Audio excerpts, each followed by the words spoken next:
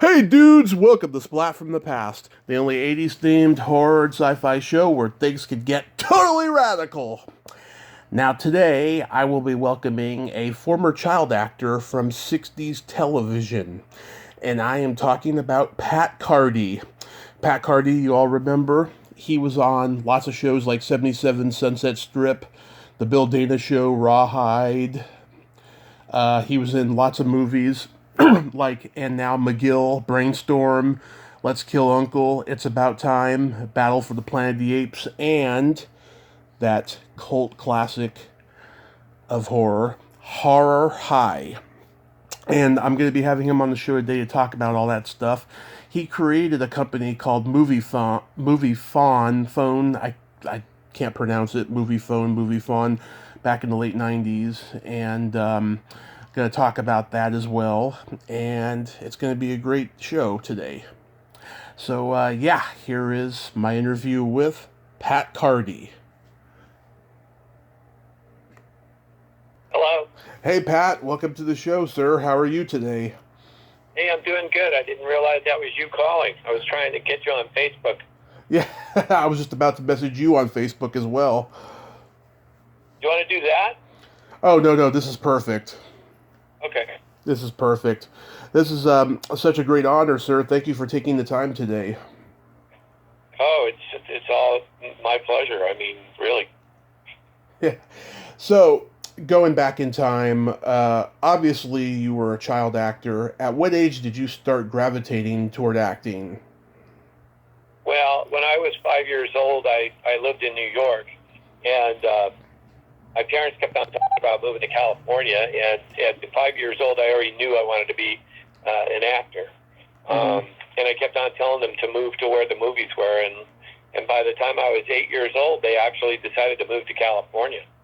And so once we got to California, I started asking a lot of questions, and I was, 8 at the time, I guess.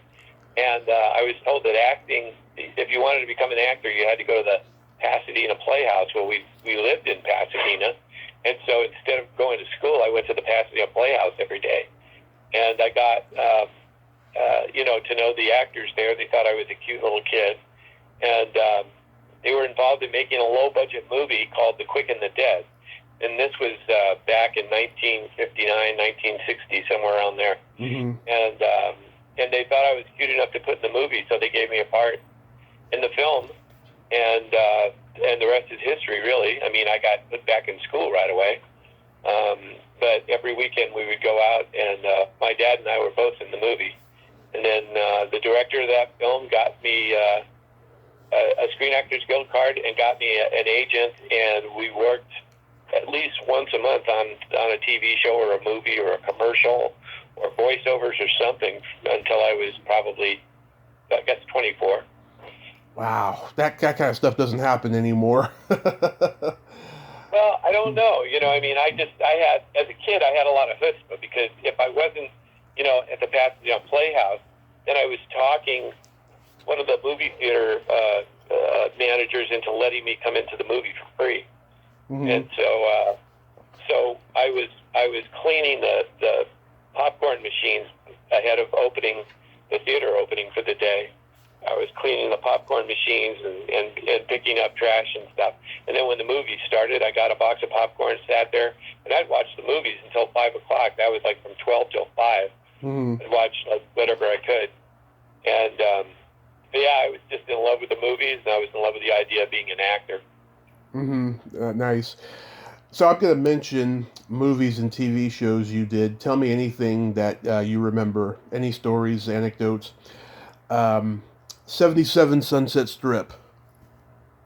Okay, I don't remember much about it except that that's sort of where I got my genius part, my genius character perfected. I played a kid that was a genius, mm-hmm. And his uncle, I think it was his uncle and some other guy, had figured out that I could mathematically do equations that would help them win at the tables at a casino.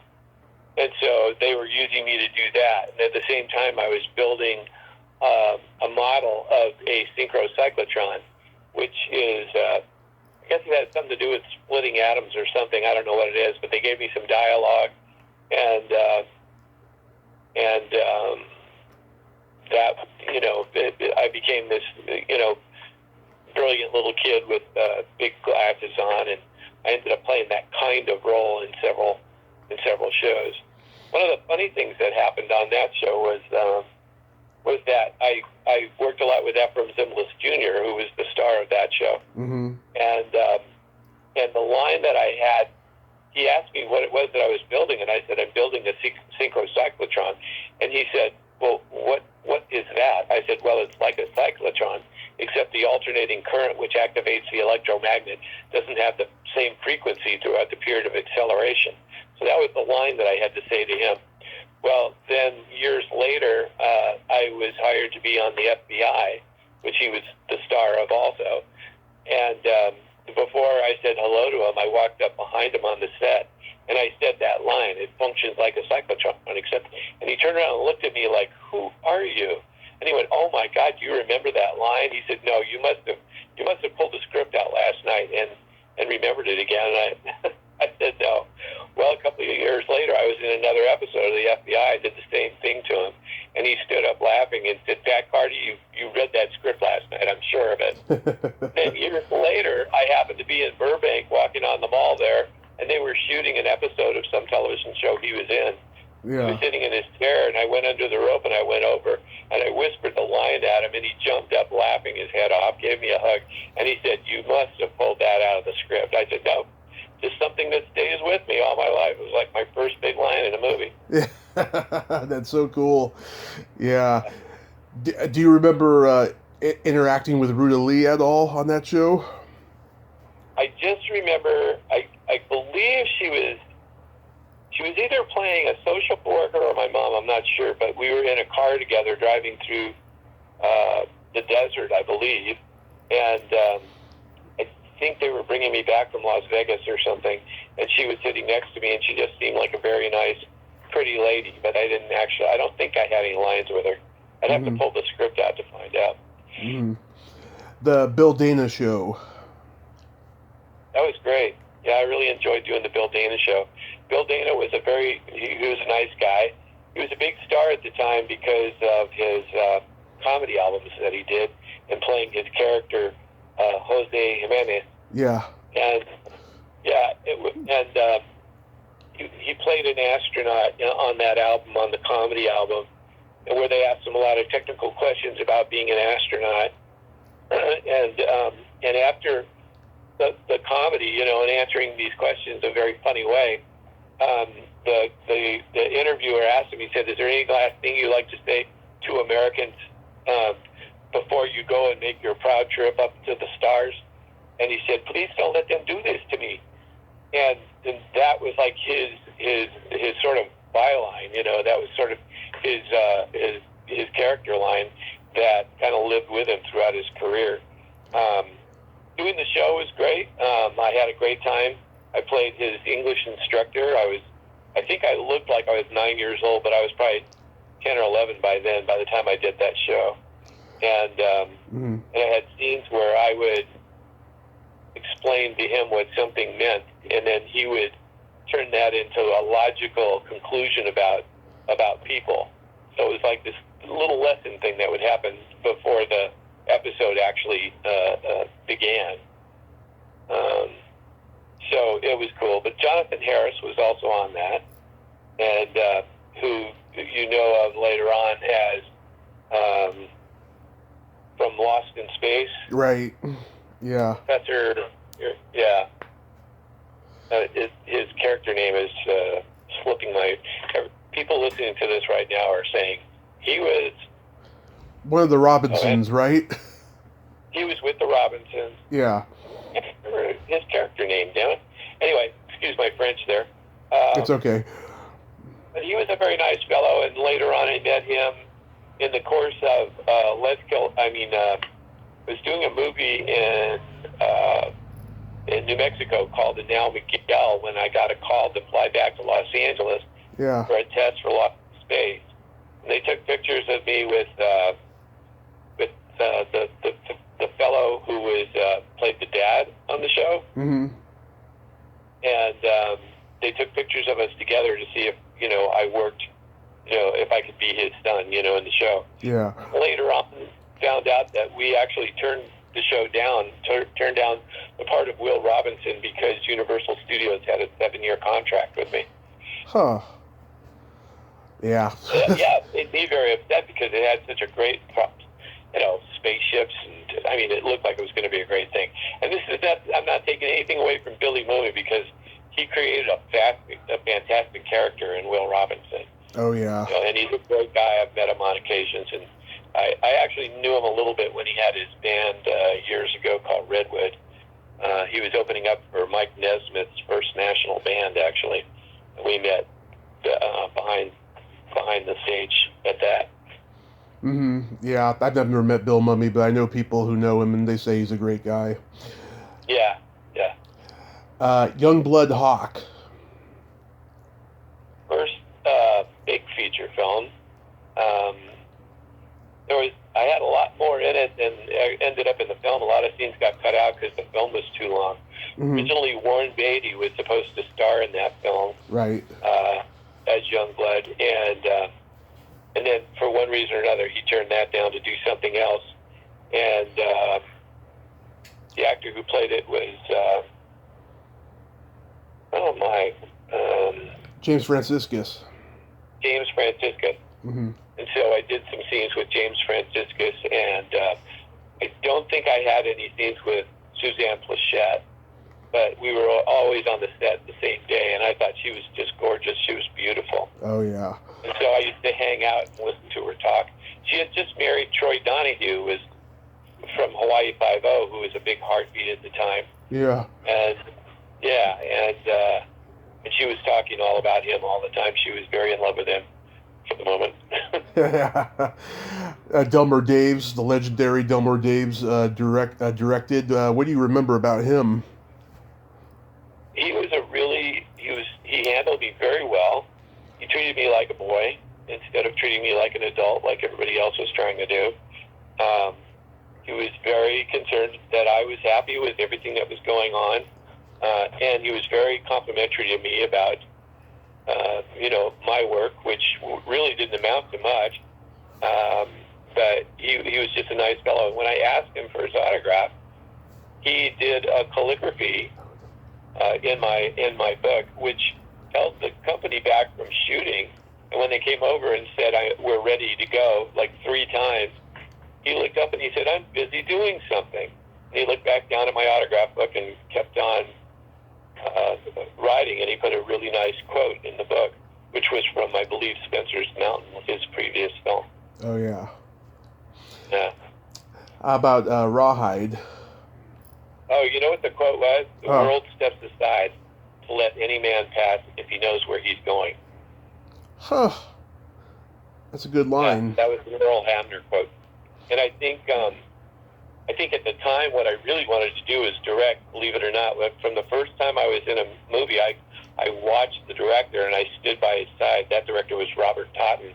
And he's a little-known guy, but he did a lot of TV back then, and The Quick and the Dead was his first film, too. Mm-hmm. And I watched what he did and decided right then acting is going to be the way I get into directing. And so I stuck with the directors for the most part after that. Nice. How about Rawhide?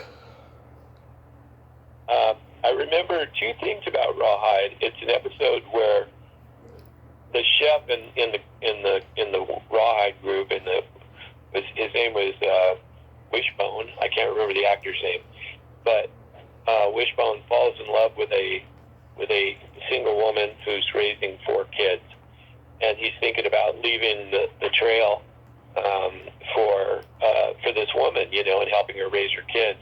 Mm-hmm. During the course of the show, I'm one of the kids. I'm acting like an orphan, like I steal a potato and start eating it raw. That's Mm-hmm. how he ends up finding me and then finding my mother. And I also did some scenes where Clint Eastwood was like wondering what I was doing hanging around him.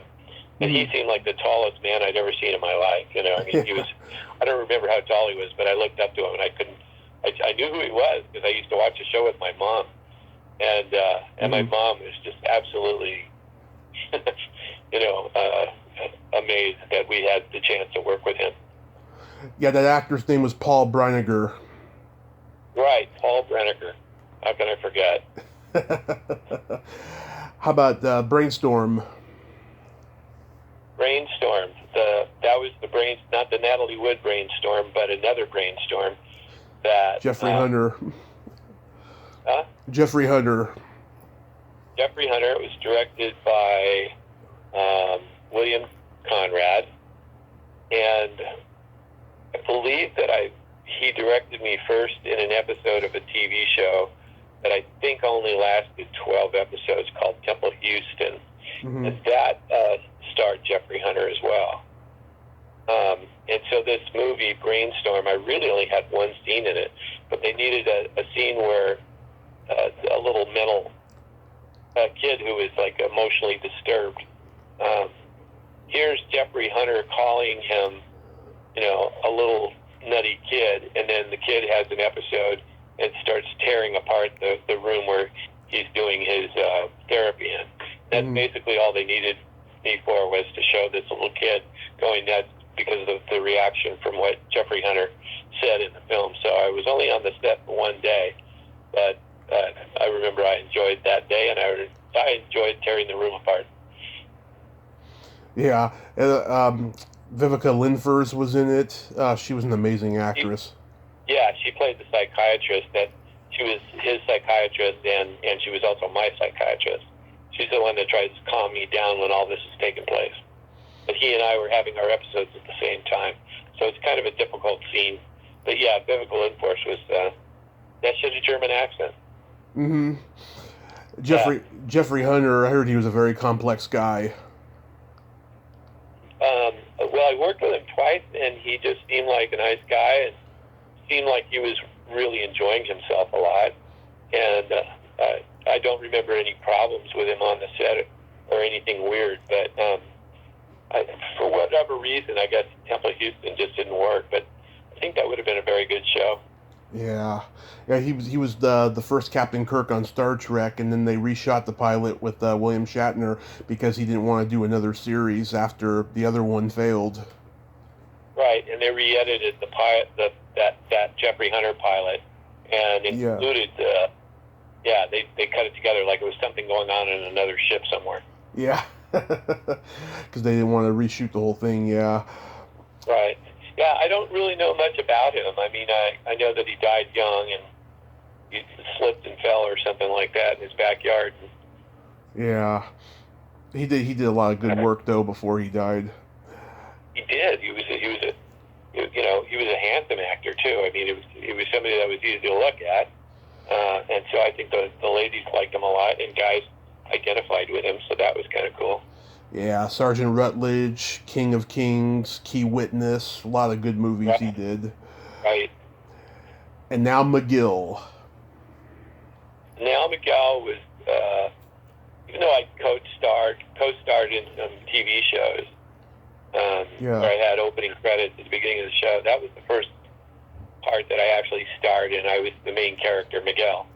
And it was an interesting project. I mean, there were a lot of interesting things about it. It wasn't exactly a film that a kid would really want to work on, because the director, even though there was PR about him being a great director of children, I think he did Island of the Blue Dolphins before that, and maybe he did Dog of Flanders or something. But he was working with Robert Radnitz on these films. Robert was the executive producer, and his take was that he would take well-known Newbery Award-winning books, which were for children, and he would turn them into feature films. So, and even though I had read the book in the 6th grade, it was not one of my favorite books. And being out on the sheep ranch was not fun, really. There were aspects of it that were fun. Working with Mike Yanisdara was great.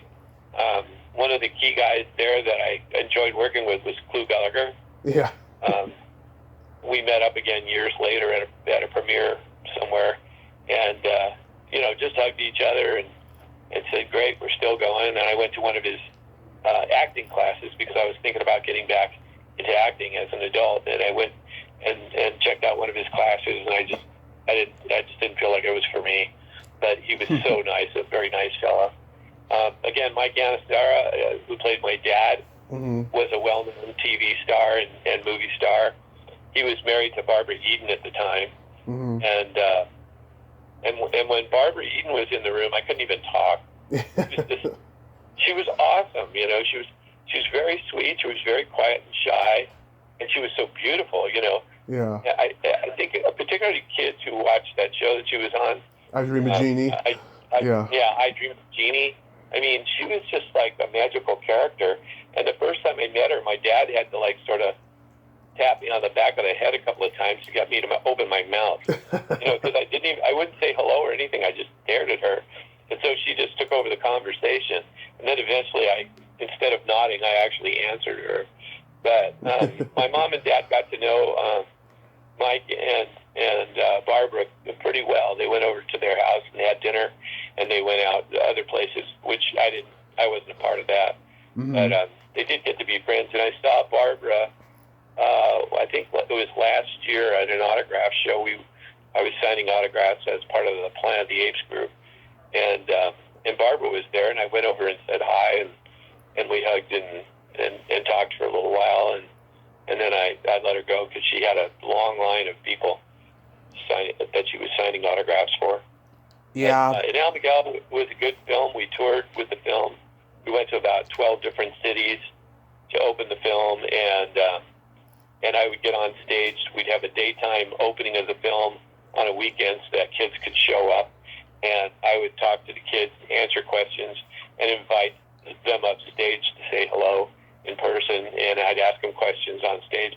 So it became kind of a cool show. You know, I had about a half hour before the movie started, and we talked, and everybody was, we just had a great time doing that. So yeah. Oh my God. Hard work. Yeah. The sheep never would do what you wanted them to do. You know, if they wanted a scene of me walking through the sheep would take off, 20 feet in all different directions. The director would say to me, "Pat, you're scaring them. You have to walk very quietly around them." And I'm saying, "Okay, you want me to say these lines, and walk, and somehow keep the sheep together." In one scene, I think we did about 5 times, and he started yelling. And so I turned around and I walked the other way. And he said, "Where are you going?" And I said, "I'm done. Can't do it." And I said, "Go call that other kid that was in the screen test, because I'm not doing this." And I walked away, and my dad kind of chased me down, and I said to my dad, "Get a plane ticket. We're going home." We were in New Mexico. And I was just, I wasn't trying to be difficult. I was just like, obviously, this is not for me. And then Robert Radnitz came to me and said, "Okay, how can we fix this?" I said, "I don't want to fix it. I don't want to work with him. He's an idiot." I must have been, 12 at the time, because I'd already read the book in the 6th grade. So I was either 12 or 13 years old, and I could already speak for myself if I wanted to. And so he took me aside. We went for a long walk, and then they set up another shot. And they figured, the crew and the director figured out how to get the sheep in the shop without me interfering with what they wanted to do. They figured it out, which is what they should have done to begin with, and they got the shot that they wanted. Yeah. They had them kind of fenced in front of, I think my brother and I were, like, he was on a horse or walking with me or something. But they had a fence in front of us, and they had a small ditch dug on the other side of us. And so the sheep could only go one way in order to make it work. And so it looked like we were walking in the middle of the sheep. They put the camera back, put a long lens on it, and it worked. So, which is what they should have done to begin with. And so, no matter how much they tried to tell me what a great director he was, I was like, "He's what?" Oh my God. Sure, he made great films, but to me on the set, he was short all the time. He was just constantly, it's like maybe he didn't really like working with kids. Maybe this is just the thing that happened to him, and he couldn't get away from it. Yeah, I mean, I heard a lot of directors from that time were very short, especially in television. Yeah. Oh yeah, the guy who was directing Hazel TV. I mean, he couldn't hear. Every time you spoke to him, he goes, "Speak up louder, I can't hear you." You'd have to get right up to him. So if you were trying to do a scene on the show and you were talking to somebody, he'd make you shout out, like he was in the back of the theater, and he had to hear you. And so all of the lines on Hazel were always projected and always loud, which may have been good for the show. I mean, that was the type of show that it was, being comedy. But I'm trying to remember his name, was William something, I think. And Bobby Bontrack didn't much like him either, because I talked to Bobby when we were in school. And Bobby, of course, was the kid on the show. And Bobby, he was like, "Yeah, that's the way he is. I don't really go near him." we had two other kids on that particular episode because we were pretending we had a band. And the guy who played Little Ricky was like the drummer and played Little Ricky on the I Love Lucy. He was on the show. And then there was another kid, David Marsh, who was the little kid at the end of Camelot who gets Excalibur from the king.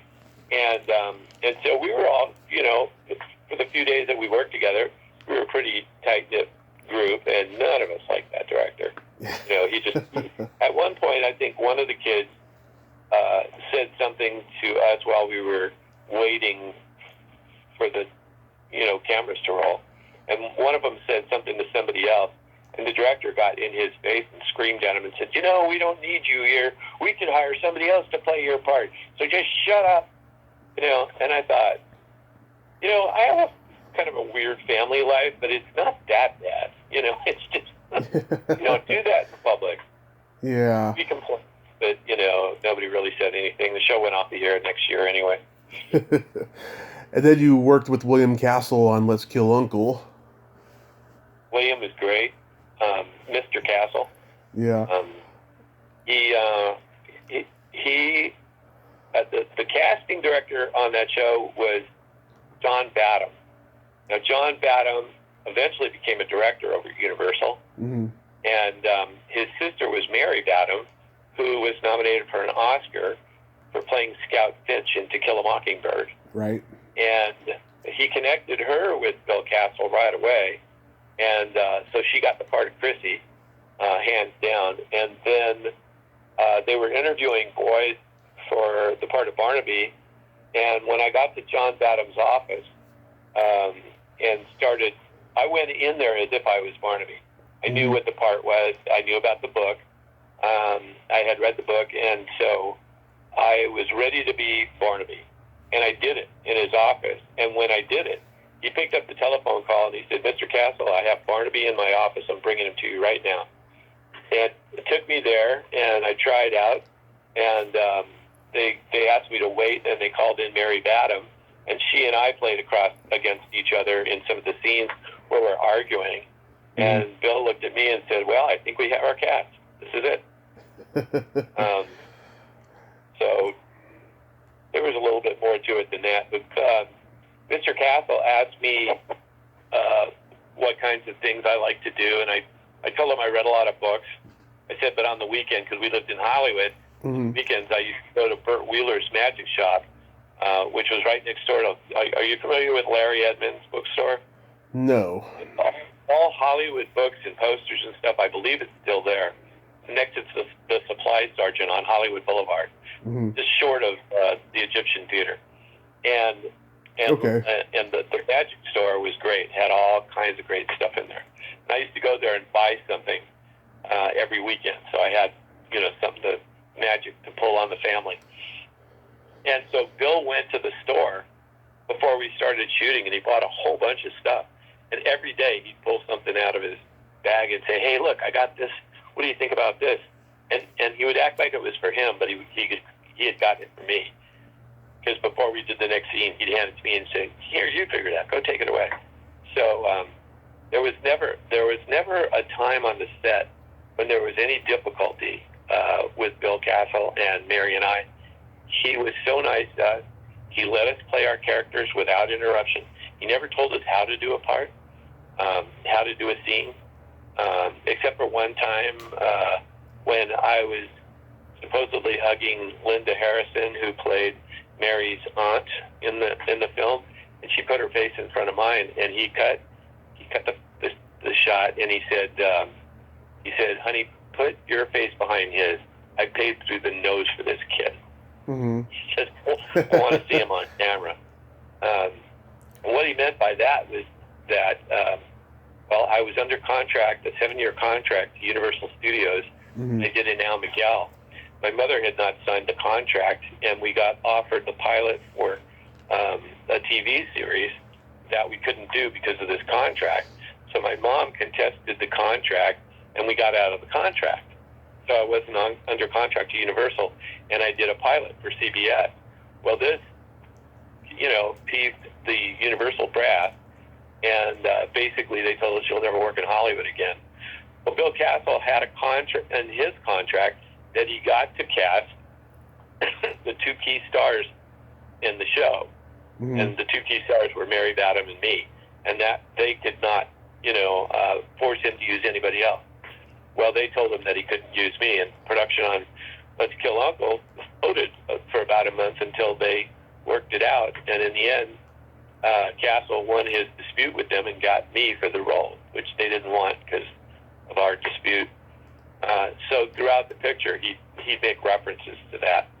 At one point, I heard he and another man yelling on the stage.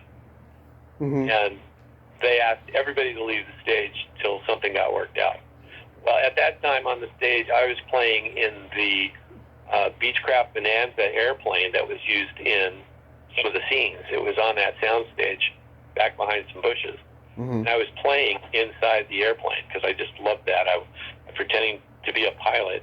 And I heard all this yelling going on and telling everybody to leave the stage. And I just opened the door and listened very carefully. It turned out it was the president of the studio. I'm trying to think of his name. I should know his name. Of what studio?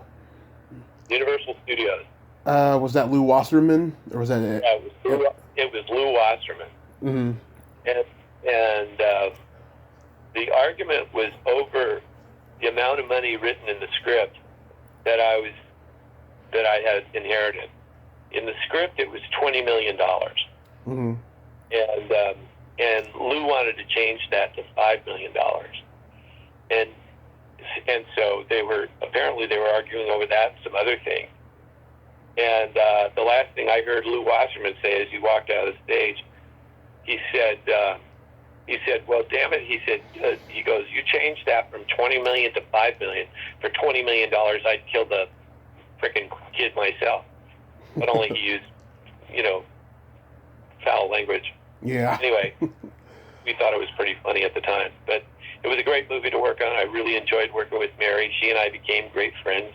We dated during high school, visited each other back and forth over the years. And as adults, we're still friends. Nice. Was that series It's About Time? Yes, it was. Yes, the series sold.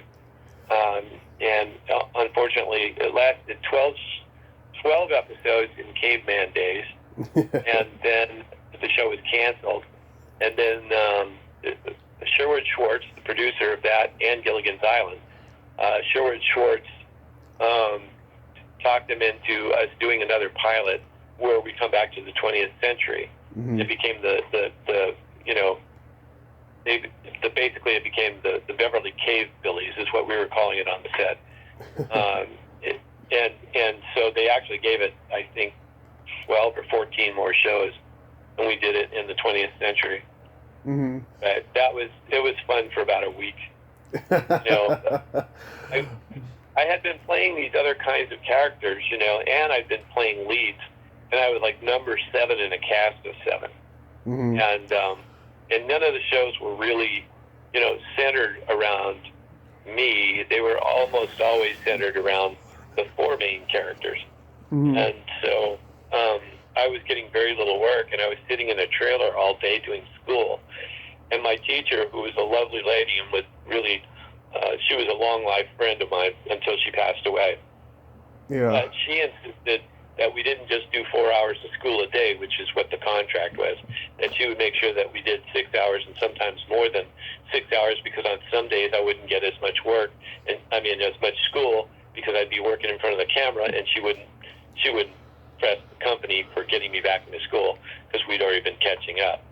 So I spent a lot of time in that schoolroom, and so that was depressing. I wanted to go back to. I was in Hollywood High School at the time.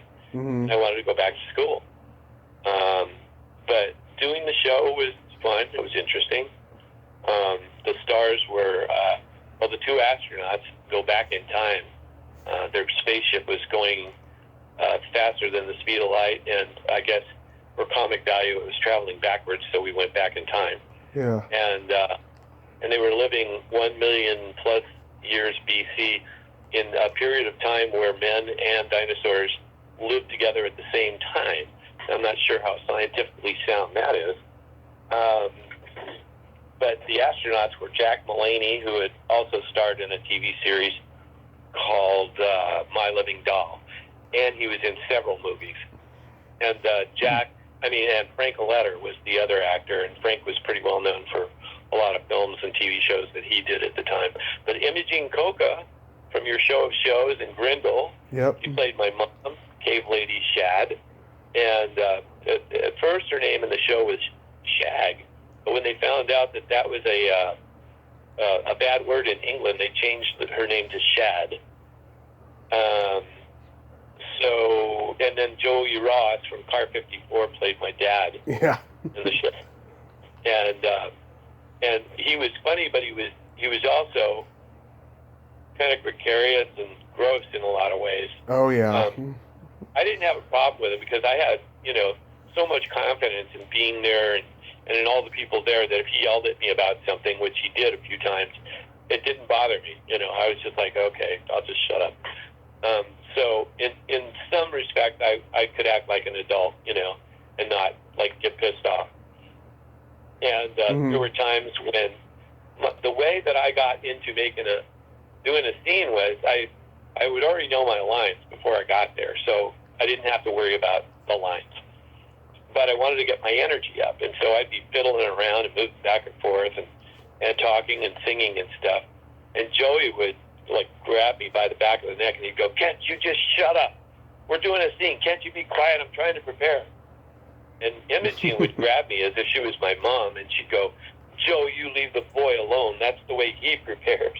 And I'd just look at him, stick my tongue out at him or whatever, and he'd go, "Oh my God." It was kind of a funny bit, but I enjoyed, being with him because he was also a funny guy. He had a habit of driving to Dupar's, which was down the street from the studio, but he'd go there in his cave suit on his bicycle, because we rode around a lot on bicycles back then, to keep cars off of the studio roads. They'd give everybody a bicycle. And he'd take his bicycle and he'd ride out the lot in his cave suit. And now the cave suits, underneath which we wore, skin-colored undergarments, and riding on a bicycle didn't leave anything to the imagination, And he would go to Dupar's, he'd bring the bicycle in and put it in the seating area in the front of the restaurant, and then you'd walk in and take a booth, order 3 or 4 plates of food and sit there and eat it as if he's a caveman. Yeah. He was a mess. And Dupar's even called the studio and said, we'd be happy to deliver his food from now on if you'd like. I don't know if that happened. Now, Lloyd Schwartz, who is Sherwood Schwartz's son, Lloyd has a story because Lloyd was my keeper, basically. He was the guy who was in charge of trying to keep me on the set. Right. He said that quite often he was sent to the front gate to bring in a lady friend for Joey. Mm-hmm. And apparently he had a different lady friend, every couple of days. So eventually they figured out why Joey had red lights installed in his dressing room. Oh, yeah. I heard he married prostitutes, and when people would ask him how he met his wife, he said, "I met her at work." Yeah. I love that story. Well, there's another story about Joey. It's kind of sad, actually, because Joey's career went down the tubes over time, and he spent all his money on these women. Yeah. And I don't think he had a penny to his name, really. Yeah. And at one point, his agent got him a job doing stand-up at a bar mitzvah. And I think he was going to get paid $100. Well, halfway through the act, he said, "I'm not feeling well. I'm going to sit down, but I'll be back in just a minute." And he grabbed the nearest chair and sat down in it, put his head down on the table. And when they went over to ask him if he was all right, he was gone. Yeah, it was sad. Right there. It was a sad. The postscript to that is when the agent tried to get the money from the people, they said he only did half of the act, so they were only going to give him $50. God. Yeah, what a sad tragedy to the man's life. Yeah, it's sad. But I think he enjoyed his life. I think he enjoyed whatever the hell he was doing. You know, when he got up to do stand-up at our Christmas party, I got to hear about 5 minutes of it. And then he looked down and he went, "Oh, gosh," he goes, "Patrick is in here. And so's the teacher. Get them out. They can't be here for this." Everybody laughed, and, of course, we were escorted out. We didn't get to hear the whole act. My dad said it was funny, but you wouldn't have understood it, you know. But yeah. Oh, my God. There were things about the show that were fun. You know, we had the spaceship, which was originally designed for an episode of Gilligan's Island. We had all the caves, which was originally designed for an episode of Gilligan's Island. Mm-hmm. And you put that together and basically had our show, and that's how Sherwood paid for our pilot and got everything he needed for the pilot. He wrote them into Gilligan's Island and wrote them into the Gilligan's Island budget. He was a smart guy. Mm-hmm. Absolutely. And of course, later on, he went on to produce Harper Valley PTA starring Barbara Eden. Yep. And from there, he went on to doing The Brady Bunch. Brady Bunch, and worked with my old friend Maureen McCormick. She and I used to do voiceovers and sing musical themes for Hanna-Barbera. I just interviewed an actress a few months ago who's trying to get me an interview with her. They're very close. Oh, that's nice. Tell her hello for me. I've tried to get in touch with her, and I don't think she remembers me.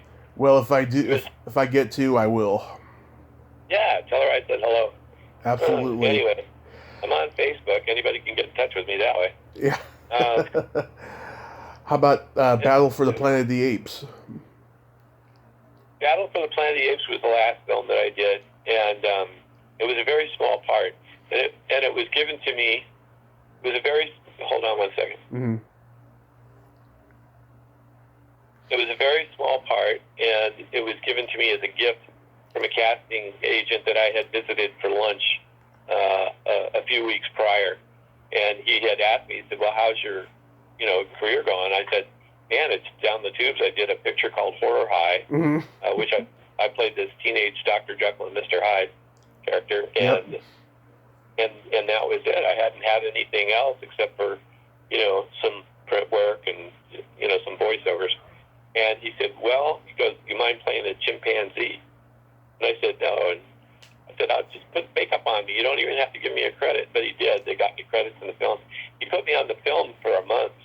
So I got paid for working for 26 days or something. Mm-hmm. And at a very nice rate, too. I made a bundle on that. And really, I was only in, one scene. Yeah. And I played two parts in the one scene. It was where I was walking with Paul Williams' character. He was sort of the Zayas character in that particular Battle for the Planet of the Apes. And we were talking some ape theory of relativity or something when the fight breaks out in the outside schoolroom. And so on one side of the camera, I was next to Paul Williams while they were trying to do this. Also, Austin Stoker, who is in Horror High and plays the cop who captures me, he was the guy that was in one side of this argument in the Battle for the Planet of the Apes. And when they turned the camera around, they had a classroom full of little people who had, can you hear me all right? Yeah, I can hear you. You're going to edit this, right? I don't edit no more because we have a really bad editing studio on Oh, my, YouTube. I'm sorry to hear that. Yeah, no, it's okay. You're doing good. On the other side, they had a bunch of people, little people who were, and these are little people, adults, who were dressed up as chimpanzees. So they put me in that classroom scene too, and just asked me to settle down a little bit. And I was in a couple of battle scenes, but you can't really see me in those scenes because I'm like in the background. But I was there for a month. I was getting makeup put on every month, and it was it was interesting to do that. I really enjoyed doing it. I didn't mind the makeup. I brought several of the pieces home over the years, gave them away, which was kind of stupid because people are paying ridiculous amounts of money for them now.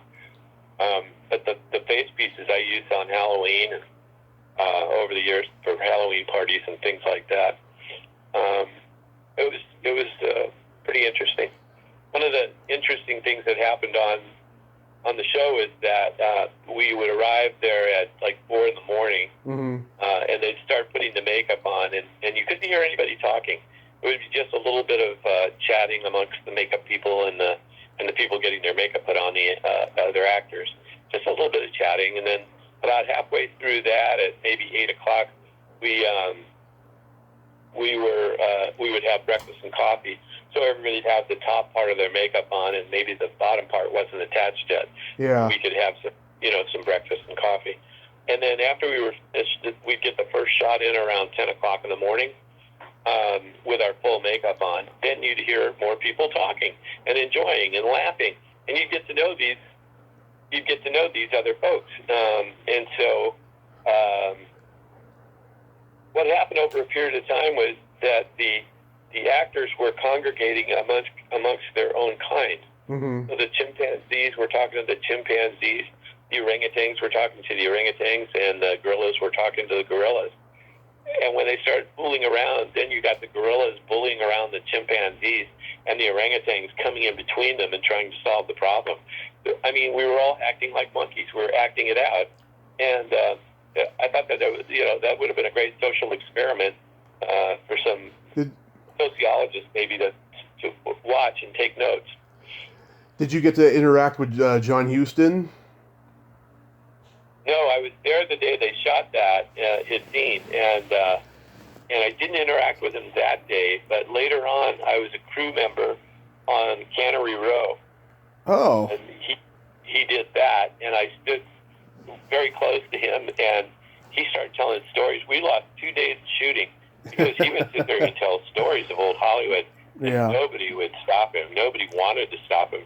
He told such great stories, and we would ask him questions, and he would respond to the questions. He was just a great old guy. But apparently, the director, I can't remember his name right now, but the director had all the money in the world to work with, so they were shooting it like a real Hollywood film. They'd just take days and days to do whatever had to happen. Yeah. And John Landis, he was a mail boy at Fox. He actually got to be an ape in Battle of the Planet of the Apes. He was. If you look at the credits, you'll see my credits just ahead of his. Yeah, it's so crazy. I met him. I met him on the film. We talked on a few occasions, and he told me about a film that he had just directed that's about to come out. So I was in awe of that. Schlock. He invited me to the premiere of Schlock. Yeah. Now, when I saw the film, although it amused me, I didn't think it was it wasn't a Hollywood film. It was just. It was a very low-budget, dumb movie, and I didn't see any talent in him at all.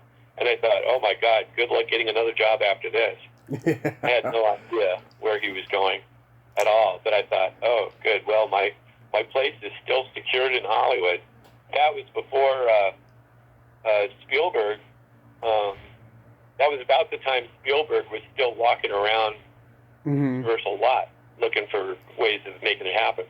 Yeah. I ran into Spielberg because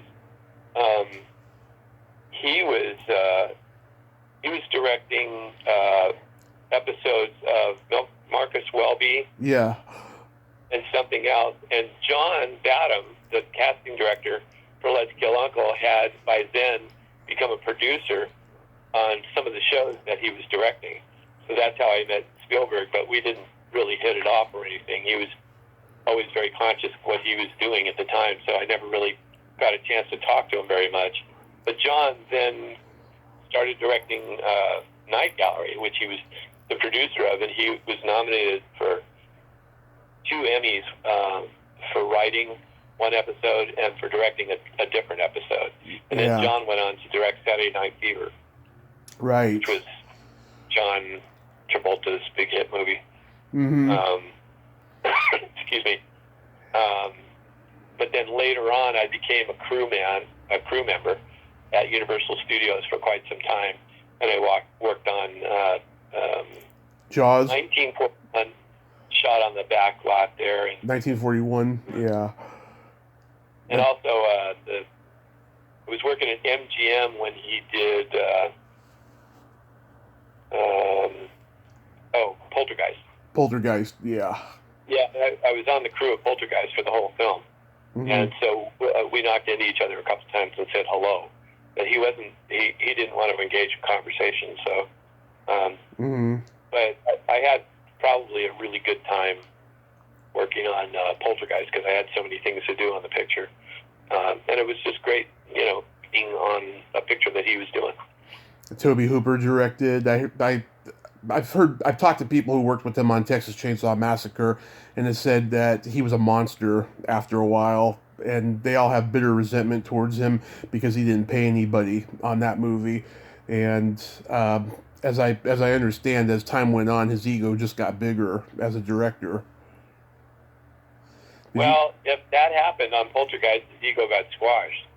I worked with Toby a couple of days on Horror High. He was helping with the special effects. Oh. Horror High. And he wasn't a problem there. He was just a guy working on special effects, helping the special effects guy. And I believe he went on to do our film just after that. I mean, his film just after we did Horror High. Mm-hmm.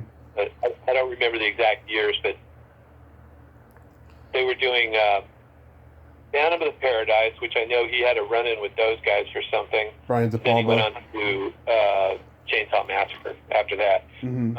But when he was on Poltergeist, the first day, he was directing a scene inside the house, and Steven was directing the opening scenes of the film where the guy's on the bicycle and he's gone out to get the beer or something, and they're the camera's following him all the way back to the house with the beer or whatever he has.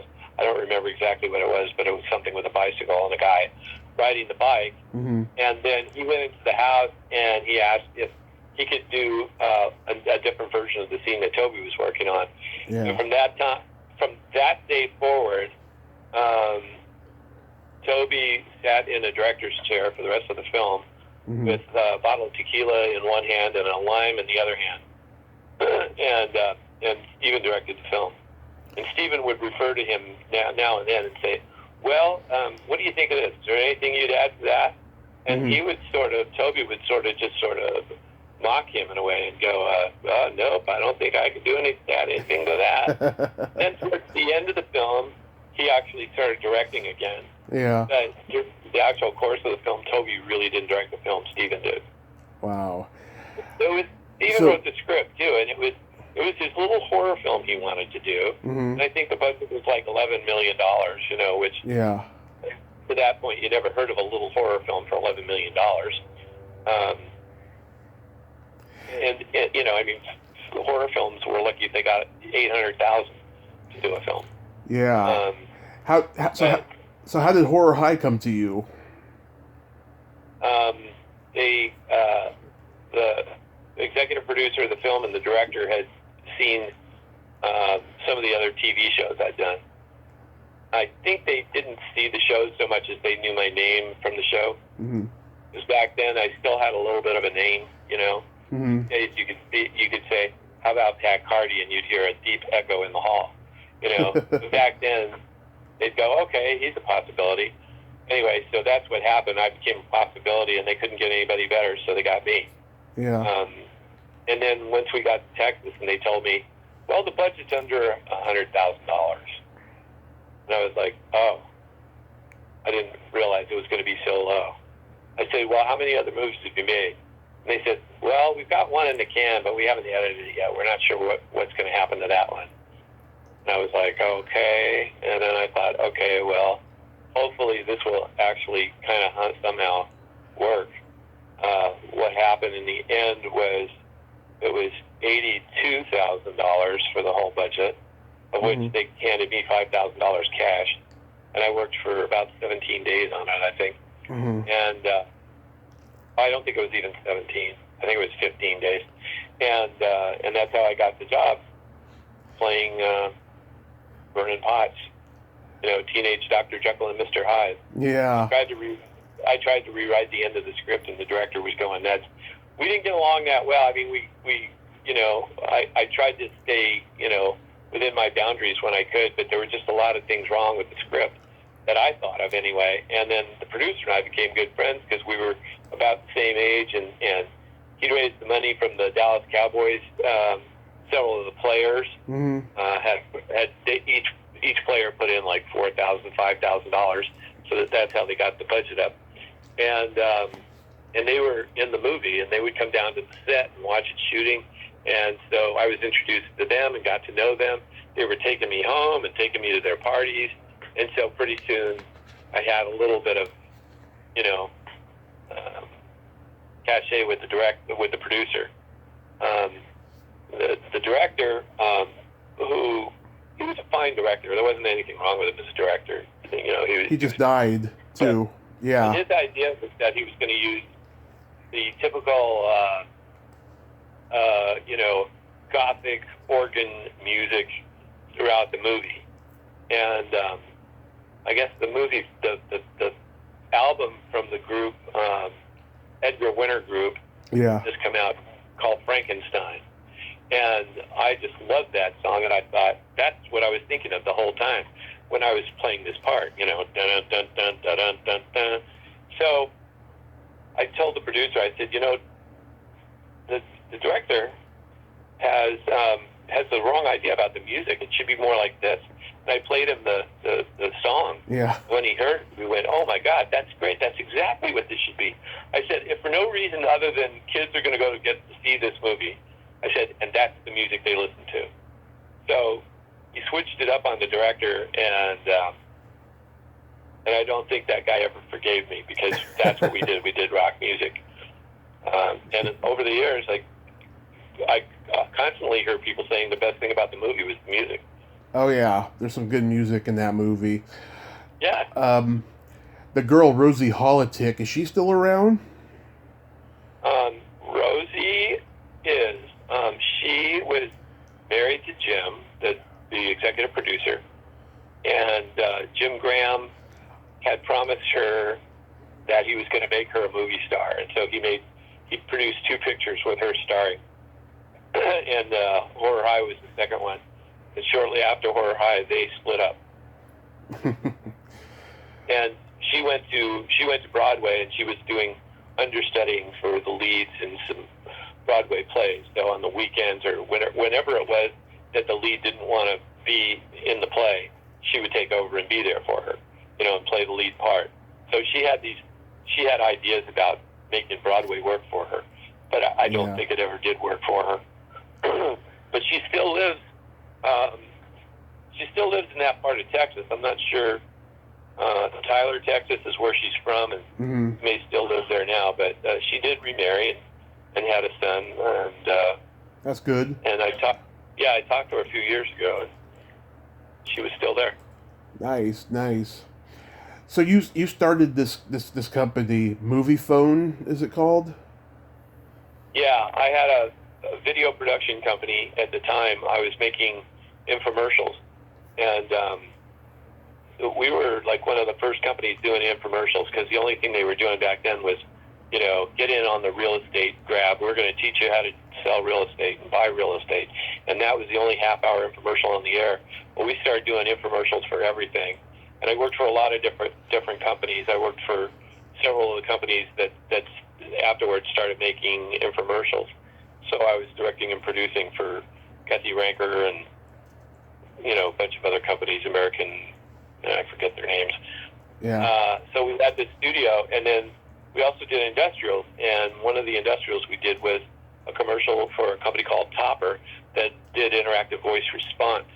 And what that is that's when back then you'd use your touch-tone phone to call a number and get a recording that would ask you a question and you'd answer by touching a number on your phone, which, okay, we still do that today. Mm-hmm. But back then it was cool, and I thought of using that to, so that people could find movies and the showtimes and so forth. And so I got together with the guy who actually brought me the Topper job, Interactive Voice Response Company job, Russ Leatherman. He was my partner in that and several other little short industrials that we had done. I was doing more of the broadcast stuff on my own. And so I brought him in on this thing because he introduced me to Topper, and we started working on, with their technology guys on creating the app that would make this work. And we showed the app off to the president and vice president of the company, and they decided right then that the company didn't need to be Topper anymore. It needed to be just this application, because I'd figured out how we were going to make money on it. Mm-hmm. And I showed them, of course, they thought it was going to be a 976 number, which back then was the phone company would charge you for dialing a 976 number. So whether it was $1 or $2 or $3 or whatever it was, they would take it out of your phone bill and pay it to us. Mm-hmm. And I didn't want it to be 976. I wanted it to be a free phone call so that everybody could call it. And so when they finally went with that and realized that we could sell back demographic information to the distributors, they would pay a fortune for it. And I was right. I tested it out, and I was absolutely right. They wanted the information because they could get it in real time. They could see who people were choosing as the films they wanted to see, how far they'd stay into the call. And not only that, we in exchange for paying us, we put ads on the telephone call. Mm-hmm. So, for example, you'd hear Russ's voice say, "Welcome to Movie Phone. Before we begin, we'd like to play you this," and then they would play a 5-second ad for a movie. Yeah. And then he would go on with the dialogue after that would help you pick the film you wanted to see and help you find it in a theater and a showtime and a price. And it was a complicated process, but I mean, it wasn't complicated for me because somebody else was creating it. I just had to sell it. And so we did. And in Los Angeles, we were getting, like within weeks, we were getting, 10,000, 15,000 calls a day. Mm-hmm. The way we did that was because I had convinced all these distributors that we would give them their demographics in exchange for them putting an ad at the very bottom of their page across their ad that was maybe a quarter of an inch high that said, "For more information and showtimes, call a movie phone," and then it said the number right after, which was 976 film, FILM. And Nice. And we started getting all these calls. So basically that's what it was. And then a year afterwards, we went to do the incorporation, and the guys they knew so much about their technology, and Russ was tied to it because his name was, not his name, but his voice was all over the recording. And I actually hired him to do that. I said, "Here, we're going to pay you to just do the voice. Your percentage is, just that's all you have to do." And but he did more than that, of course. But at the time, that's all I thought he could do. Yeah. Well, when they incorporated the thing, they decided that the money was spread too thin, and they opted to not include me in the incorporation of the company, and it was incorporated without me. And my lawyer called up and invited me to his office to tell me that I wasn't part of the company anymore. So, and I spent every dollar I had suing these guys, and it never got to court. That's sad. But, oh my God, you were way ahead of your time, though, with technology. That's pretty cool. Yeah, it was, for its time, that was cool technology. It was, there was no internet then. There was no Facebook. There was no, I don't think we even had cell phones back then. Well, internet was starting, but it wasn't what we know it is now, But it was chat room. Yeah, it was very different, I have to say.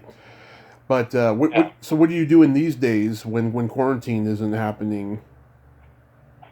When quarantine isn't happening? Yeah. Well, I'm 69 years old, so for me, quarantine is still happening. Yeah. My wife and I moved up to Sonoma in June, and our son, Joe Cardamone, took over the house, and he's actually moving the recording studio from Burbank that he owns into our old house to record the various bands that he works with. Yeah. He was formerly a performer, a rock performer. I think he still does it to some degree. Has an album that hasn't been released yet, but he's had 10 albums. He's toured all over the world. He's very well thought of. He's working with some guy from Stone Temple Pilots. I don't even know that band. Yeah. Heard him say. He was working with Warren, who was Nick Cave's, number two. Yes. Warren, I can't remember his full name, but Ian Warren are buddies. He went on tour with.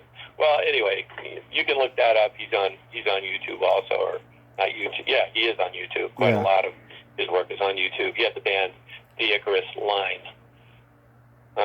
So he's doing his recording out of our house now, which I'm really proud of and glad to see that he's doing it because I always wanted to build a recording studio, and now he's done it. So we've got a nice house in Sonoma, and it's very quiet here. There's no loud noises. There's no traffic. How are you doing with the fires going on? We're about a half hour away from the fire. We're keeping an eye on it. Right now, the glass fire is causing a lot of smoke and covering our yard and our cars with ash and smoke, and you can't even walk outside. The smoke's so bad. But I guess they're pushing it back away from us. They don't want it to get into. It's like in northern Sonoma area and Napa, and we're adjacent to that. But it's far enough away that I think we'll have plenty of a lead if it does get down this far. I have friends up in Santa Rosa. Do you know John Provost? Yeah, is John up there? Yeah, him and his wife Lori are up there. They're very close friends of mine. Their whole neighborhood was wiped out by the fires, but they have been lucky 3 times in the last 3 years, surviving every fire that happens up there, and it's a miracle. Wow, that is a miracle.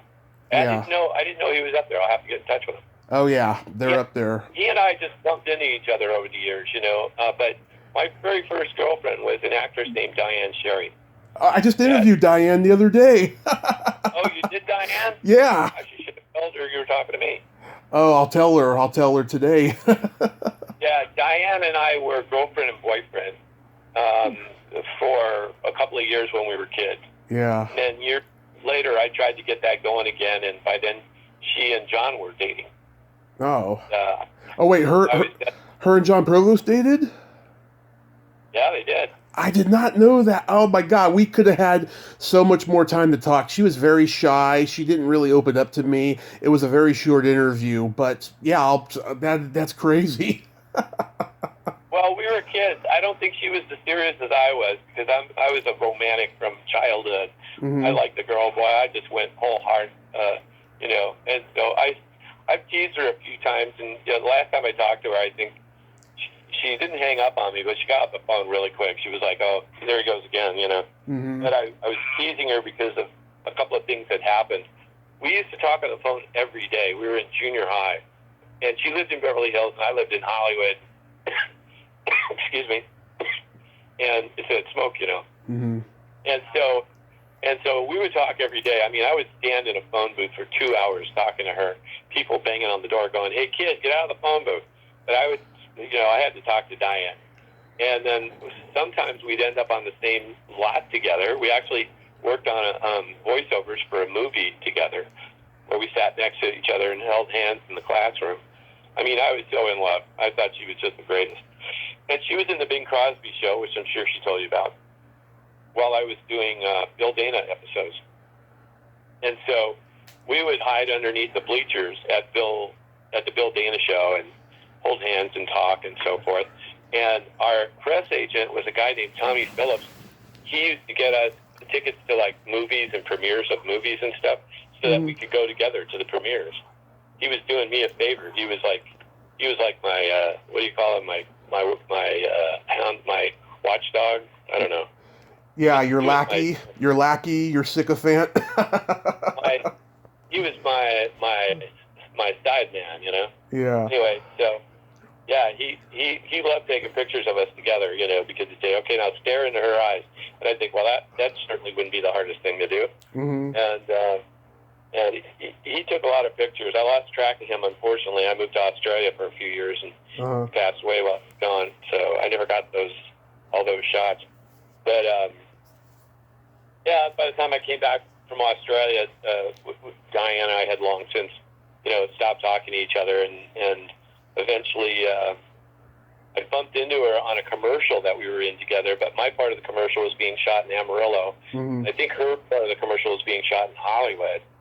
And she just distanced herself from me like I had, you know, the walking crud or something. I went over to say hi to her, and she backed off and said, "Who are you?" And I said, "Pat Cardi." She goes, I'm sorry, I don't know who you are. And later in a phone call, I said, "Why'd you do that?" She goes, "Well, I was with this other guy, you know, and I didn't want to, you know." I was like, okay, whatever. Yeah. Well, when she was on the Bing Crosby show, he bought her 2 tickets to go see the Beatles. So when I was on my phone call with her that day, she said, "Pat, we've got 2 tickets to go to the Beatles. We're going to go to the concert." And that's all we talked about for the next 2 weeks, meeting the Beatles. You know, we get to go backstage. We get to do all these things. This Bing Crosby, you know, he arranged for this. And then at the last minute, her mother called up my dad and said, "You know, Diane is actually taking her cousin, not Pat." Yeah. And my dad told me, and that's pretty much what ended the relationship. I was like, how could she do this? Yeah. You can't even buy a ticket to the Beatles now. You know, it's been sold out since day one. Yeah. So Oh my God. Yeah. So I haunt her with that quite a lot, you know, and anyway, she's still a sweetheart. She is. She's very sweet. Yeah. Well, Pat, I thank you so much for coming on today. This was a lot of fun, and I hope you stay safe up there and that you enjoy quarantine. Well, it's pretty good. Our children are all grown up. We live near our daughter and my grandson, and he's the greatest thing I've ever had in my life. I mean, next to my own children, he's just wonderful. Yeah. My kids are great. You know, I grew up with a family, this family that I'm in now, that our family loves each other. You know, we hang out together, we talk all the time, we hug, we tell each other we love you, which is not the family I grew up in originally. Yeah. Just exactly the opposite. So I love my family and I love my life and what I've done. And I'm looking at producing another movie now, so we'll see what happens. Oh, that's great. That's great. I wish you a lot of luck on that, and I hope to see the movie if it gets made. Well, okay. You have yourself a great day. Stay safe. All right. Hey, thank you so much for the call. My I'm glad pleasure. to have done the podcast, and I'm looking forward to hearing it. Yes, I will upload it and tag you in it. I sure wish you would edit it, though. They want to hear you. They don't want to hear me. They want to hear me cough and all the other, you know, you need to take the bad words out of it, you know. Oh, there's lots of vulgarity on this podcast. A lot of it. Let's do another phone call where I can talk to you off the air. All right, Pat, you have yourself a great day. Okay, you too, sir. Thank you very much. Okay, bye-bye. Bye. Well, there you have it. Pat Cardi. Ain't he a cool dude? Very nice guy. I like talking to him. Great stories. Wow. So many child actors, they don't give you a lot, you know? They're very quiet, very reserved, but he had great stories. I enjoyed talking to him. If you like this video, everybody, please subscribe to my YouTube channel, add me as a friend on Facebook, join my Tommy Kovac comedian page on Facebook, follow me on Twitter and Instagram, and all that fun stuff. Well, that's all the time we have this week on Splat from the Past. Until next time, this is Tommy Throwback Kovac saying, there's no shame in living in the past, because the present sucks. Later, dudes.